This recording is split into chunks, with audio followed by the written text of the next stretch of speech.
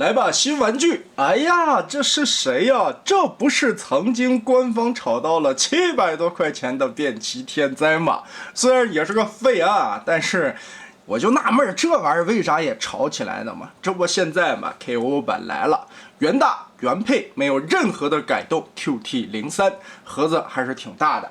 我们来看玩具的实物，跟官方版本基本上差不多，该偷胶的偷胶，该镂空的镂空，就是那个原始的模具，我都怀疑是直接把那图纸照搬过来的啊，估计越南那边图纸什么的又流出了。屁股后边这里边也是挂着叮叮当当的这么一大堆啊，它并没有做任何的模具改动，但是料子方面比官方该硬的硬，该软的软。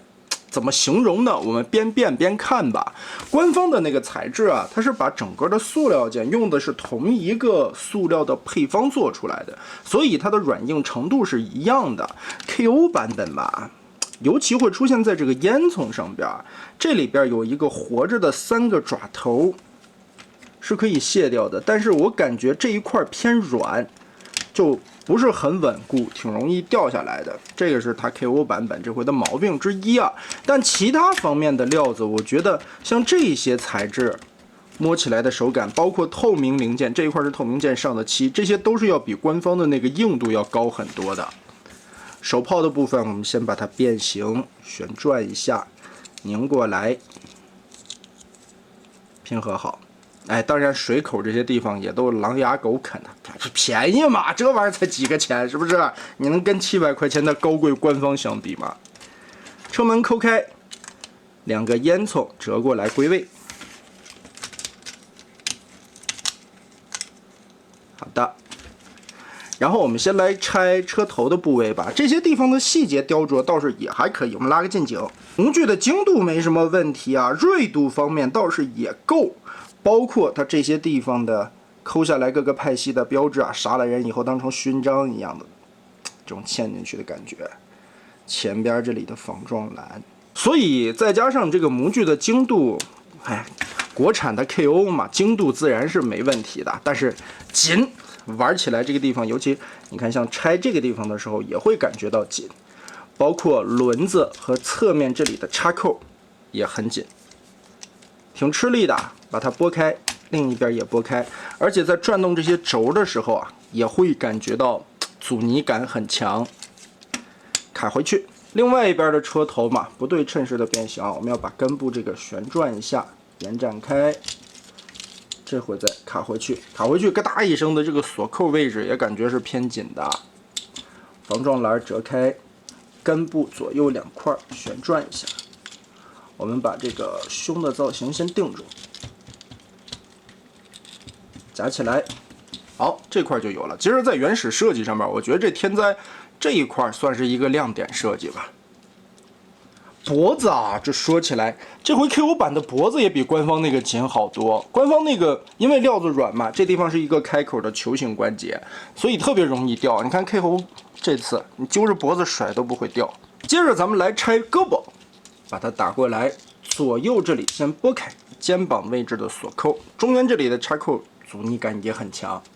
整个的这一块背后的背包卸起来，打开空间，脚丫子左右的扣子打开，同时这一块扣子其实是扣在膝盖上面的，而且胯部这里的豆点也是跟根部这里进行了一个连接，把这些地方卸开，臂刀腾出来，胳膊旋转，同时打开肩膀，这一块根部的轴180度卡住。这个肩膀怎么摆呢？按个人喜好吧，无所谓啊。臂刀，这个很累赘的这个一体变形的臂刀啊，怎么放都感觉怪怪的。反正也是一个一体变形的噱头吧。你看这地方的扣子，这地方的轴。也很紧，反正这回 KO 版整体就是一个字儿紧。直接我们把刀就握手里边吧，省得它哒哒啦啦的。另外的一条胳膊也跟这么转出来，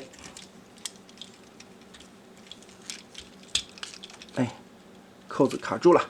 好的，但是这个手指的软胶材质就很软了，也不用担心损坏啊。然后背包这一块我们全部的延展开，左右对折，把里边的扣子插上。这个烟囱官方原版的设计就没有什么定位点啊，只是靠这个轴放在这里就好了。中间的这一块透明零件卷动回来，下边的杆子进行一个 M 字的折叠，你看这块就又掉下来了。这个活扣挺容易松脱的，哎，插住，好，背包就变成这样了。最后腿部的变形。打开根部这一块锁着的位置，旋转180，放回来，下边的这一节轮子把它缩进去，脚尖打开这个扣子，90度撇过来，还有左右接地呢。另外的一边脚心中间有一个连接的插扣，卡进去，这个轮子压起来。其实说起来啊，这个轮子它外炸的这个幅度并不大，官方和 KO 都是这个样子，并不明显。我们可以看到它拉出来这个边缘，主要是为了让这一块平行，但是缩进去呢，就这一点点的幅度呀，也起不到太大的这个美型处理效果吧。不过聊胜于无啊，毕竟这也算一步变形的步骤。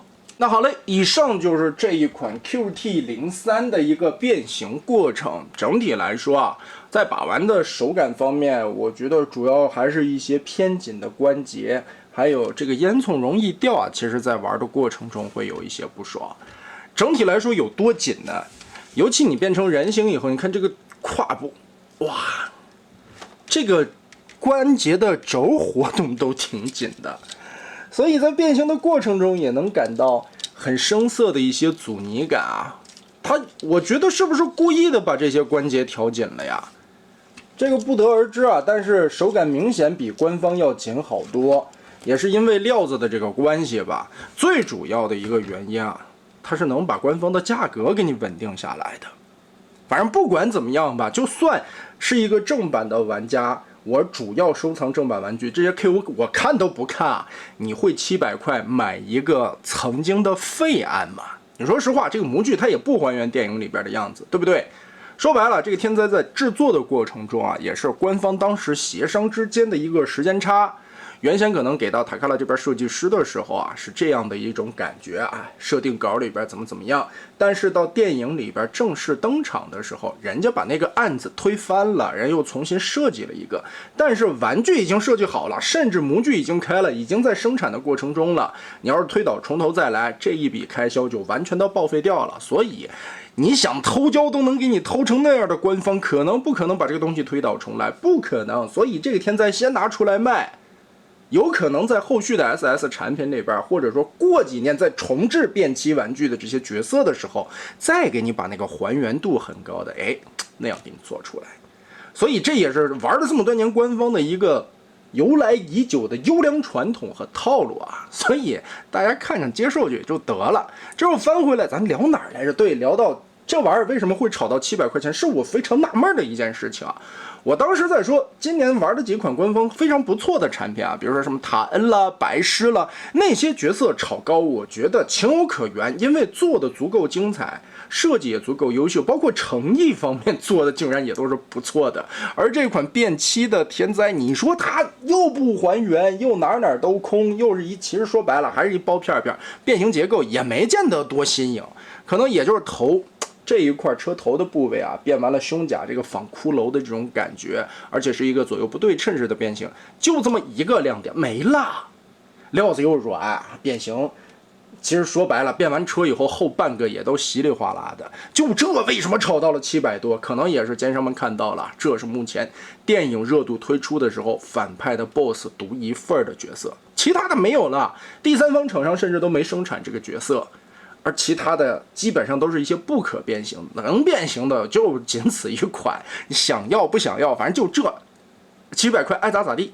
但现在呢 ，KO 版出来了，你别管 KO 你买不买，只要它出来了，那个原版的它肯定不会再卖到700块了吧？你这个时候你再想收官方正版的进行收藏的话，现在下手价格可能还稳定一些，又或者说我还是劝这些你就是说喜欢电影、喜欢天灾、喜欢变期，我就收藏官方的这些朋友们，等等吧。目前这个天灾再怎么样，它是一个废案，你还是更想要一个还原的，对不对？所以 KO 方看到了这个市场之后，终于把这个东西的廉价版做了出来。但是你的体验是一样的，它的变形结构了，造型方面，原厂原模原图纸做出来的就是这么个东西啊。无非就是在手感方面 ，KO 版本料子和官方的不一样，松紧度方面，这个把玩起来的手感会很生涩，仅此而已。最后我们也是近景来看一下官方引以为傲的这颗并不还原的废暗头雕。其实这回的 KO 版锐度做的也还行。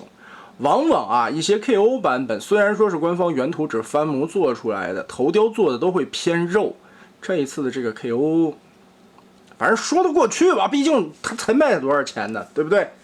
所以就是这么一款廉价线的产品，廉价线的玩具，廉价线的设计，让 KO 厂又做出来了一个廉价的版本，起码你不至于花500到700块钱去追高它了。冤念的朋友们也可以拿这个先解解瘾，是吧？反正我觉得天灾这个角色，至少官方自己肯定会重置的，哪怕等不到第三方这些什么 UT 了。MG 了，这些做电影的第三方好一点的厂商去设计的话，官方如果说等不到 MPM， 我相信在什么遗产啦 SS 后边应该也会重置的吧。那么得嘞，这期咱们就先玩到这儿吧。